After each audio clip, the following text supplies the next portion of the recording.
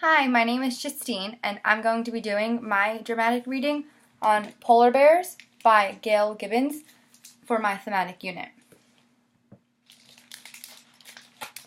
Polar Bears.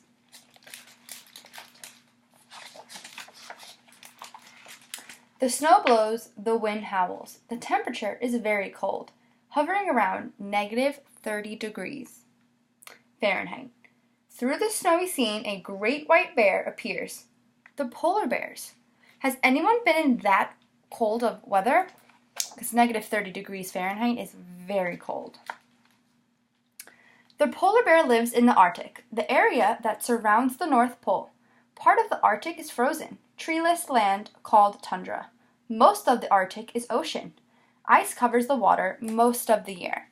So this is a map that shows us the blue area is where the polar bears live. Only a few animals, such as seals, Arctic foxes, walruses, and Arctic terns, can survive in such a cold and hostile climate. Does anyone know what hostile means? The polar bear is the biggest and most powerful of them all. So we have the Arctic fox, the seal, and the walrus. Bears belong to the family called Euridae. Of the 8 bears in this family, the polar bear is the largest. Most scientists believe polar bears have been living on Earth about 100,000 years. That's a really long time. An average male polar bear is so big that when it stands on its hind legs, it may be as tall as 10 feet. That's taller than us. It usually weighs 750 pounds to 1,100 pounds. That's a lot. A female polar bear is about 2/3 that size. So female polar bears aren't that big. This is a chart that's going to come in handy later because we're going to have to label the parts of a polar bear. Polar bears are huge, but they are fast, graceful, and athletic. They can run 30 miles an hour for short distances. For short distances, that's a good speed. They can swim for at least 40 miles. Polar bears have partially webbed paws for swimming. So their paws are webbed to help them swim. Did you guys know that? Polar bears have an amazing sense of smell. Some scientists believe they can smell a seal more than 3 miles away. That's a long distance. Do we think we can smell things for 3 miles away? No. They can see well in both the light and the dark, and can hear well too. Grrr! Polar bears have ways to communicate. When angry or upset, these solitary animals growl, hiss, show their teeth, and lower their heads and ears. That's their way of communicating. A polar bear's top layer of fur is made up of hollow guard hairs. They are colorless but look white. These guard hairs are waterproof and trap air to help keep the bear dry and warm. Below the guard hair and next to the skin is dense underfur. Under the fur is black skin that takes in heat from sunlight. The polar bear's fur keeps the heat next to the bear's body. Under the skin is a layer of fat called blubber. It is almost 3 inches thick, and it helps to insulate the polar bear's body from the cold. So this is all about how the polar bear can stay warm.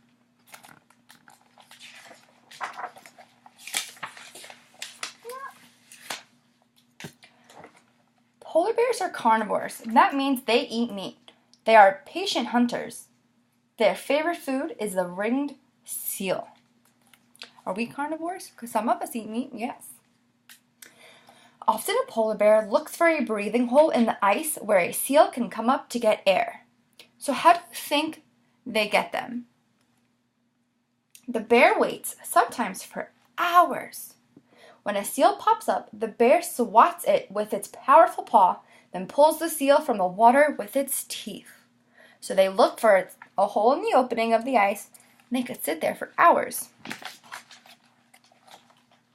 Sometimes a polar bear creeps slowly toward the seal.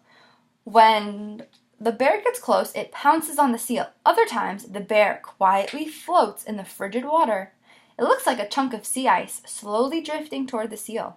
When the bear is close enough, it grabs the seal. So if you see them in the water, A seal might mistake them for ice floating. During the winter, male polar bears and females that aren't going to have babies, called cubs, spend most of their time hunting. A polar bear is able to catch a seal about every 5 days. It's a long time. Most of the time, the bear only eats the seal's skin and blubber.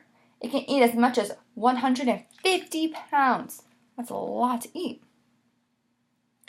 of blubber at one time. They also eat walruses, small whales, fish, and other sea life too.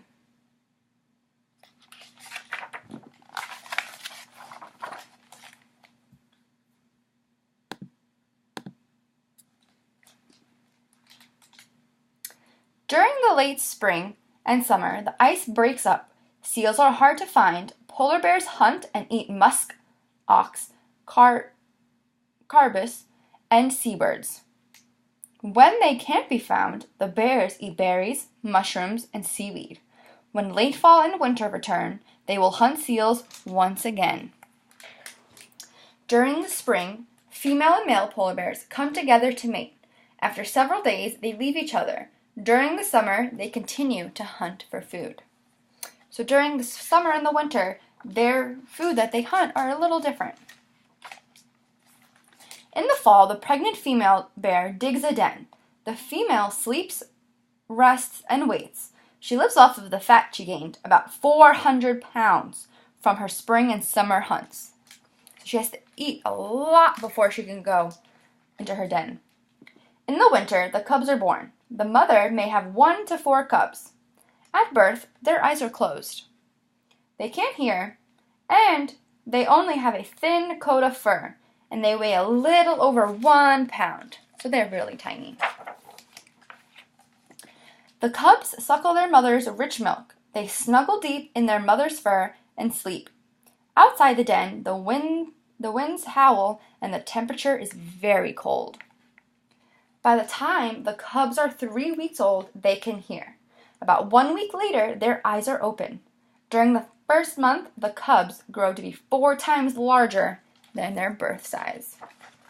They grow to be really big. Now the cubs are 2 months old. They can walk and romp around the den. The cubs play together and with their mother too.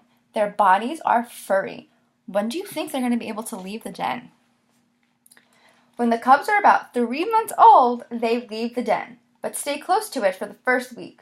They want to get used to their new world outside. Now the cubs look like small, fluffy dogs. Soon the mother takes the cubs out on the ice to learn about hunting. They watch her get food. She will protect them from any danger. The cubs stay with their mother for about 2 years until they are all almost full grown. During that time, they learn how and where to hunt, how to protect themselves, and how to dig dens. Then they go off on their own. Eventually, the females will raise their own cubs. So they just leave them. Polar bears are big and powerful. People are their main enemy. For thousands of years, people living in the Arctic hunted polar bears for their meat and fur. Later, people came from faraway places to hunt polar bears for sport. Many bears were killed. Do you think this affected them in a great amount? Around 1970, there was a concern about the polar bear's ability to survive. There were only about 5,000 left. That's not a lot. Laws were passed to stop nearly all the hunting. Because of their beliefs and heritage, some native peoples are still allowed a limited hunt.